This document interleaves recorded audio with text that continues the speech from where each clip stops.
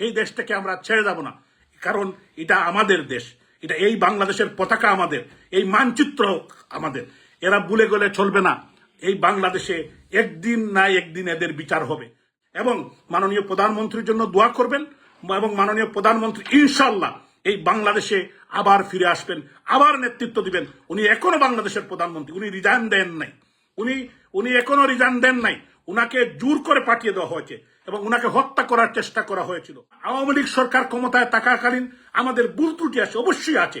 আমরা ভুল ত্রুটি ঊর্ধ্বে নয়, মানুষ ভুল ত্রুটি ঊর্ধ্বে নয়, কিন্তু এরকম আমি আপনার সিলেটের আমার আপামর জনগণকে বলতে চাই, আপনারা দেখেছেন গত 15 বছরে আওয়ামী লীগ কোনো একটি বাড়িতে কি হামলা করেছিল, কোনো একটি বাড়ি জ্বালিয়ে দিয়েছিল, কোনো একটি মানুষকে হত্যা করেছিল?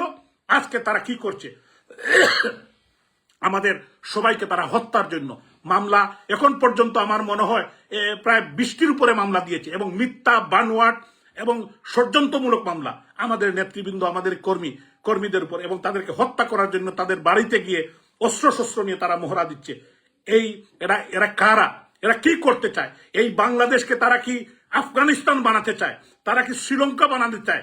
এই দেশকে বাংলাদেশের বিবেকবান মানুষ এটাকে আফগানিস্তানও হতে দিবে না, এটাকে পাকিস্তানও বানাতে দিবে না, এটাকে শ্রীলঙ্কা বানাতে দিবে না। এটা বাংলাদেশ থাকবে, এটা জাতির পিতার বঙ্গবন্ধুর বাংলাদেশ। 30 লক্ষ মানুষ, 3 লক্ষ মাহমুদের ইজ্জতের বিনিময় এই বাংলাদেশকে আমরা স্বাধীন করেছি। এই বাংলাদেশ টিকে থাকবে। এই বাংলাদেশকে যারা ধ্বংস করতে চায় তারা ধ্বংস করতে পারবে না। আমি আপনাদের সবাইকে শুভেচ্ছা জানাই, এবং মাননীয় প্রধানমন্ত্রীর জন্য দোয়া করবেন, এবং মাননীয় প্রধানমন্ত্রী ইনশাল্লাহ এই বাংলাদেশে আবার ফিরে আসবেন, আবার নেতৃত্ব দিবেন। উনি এখনো বাংলাদেশের প্রধানমন্ত্রী, উনি রিজাইন দেন নাই, উনি এখনো রিজাইন দেন নাই। উনাকে জোর করে পাঠিয়ে দেওয়া হয়েছে এবং উনাকে হত্যা করার চেষ্টা করা হয়েছিল। আজকে আমি দেশবাসীকে বলতে চাই, আমাদের লক্ষ লক্ষ কোটি কোটি নেতাকর্মীরা এখনো বেঁচে আছেন।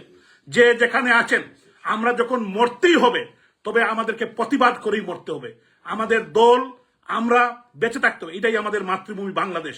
এই বাংলাদেশ থেকে আমরা পালাবো না, এই দেশটাকে আমরা ছেড়ে যাব না, কারণ এটা আমাদের দেশ, এটা এই বাংলাদেশের পতাকা আমাদের, এই মানচিত্র আমাদের। এরা ভুলে গেলে চলবে না, এই বাংলাদেশে একদিন না একদিন এদের বিচার হবে। যারা আজকে এগুলা করছেন তাদের মনে রাখতে হবে, আওয়ামী লীগও 20 বছর ক্ষমতায় ছিল। আওয়ামী লীগ মুক্তিযুদ্ধের নেতৃত্ব দিয়েছে, আওয়ামী লীগ এ দেশ স্বাধীন করেছে। সো মাইন্ড ইট, এই দেশ থেকে আমরা যদি বেঁচেও না থাকি, আমাদের পরবর্তী প্রজন্ম যারা, এরা কিন্তু ভুলবে না। এরাও কিন্তু আপনাদের প্রজন্মকে মনে রাখবে।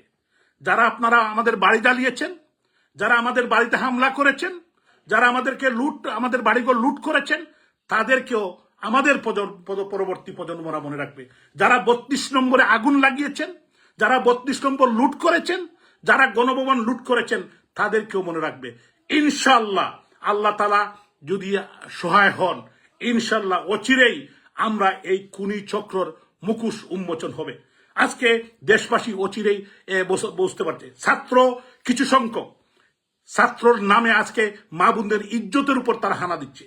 আজকে তারা মা বোনদেরকে রাস্তায় বেরোতে দিচ্ছে না।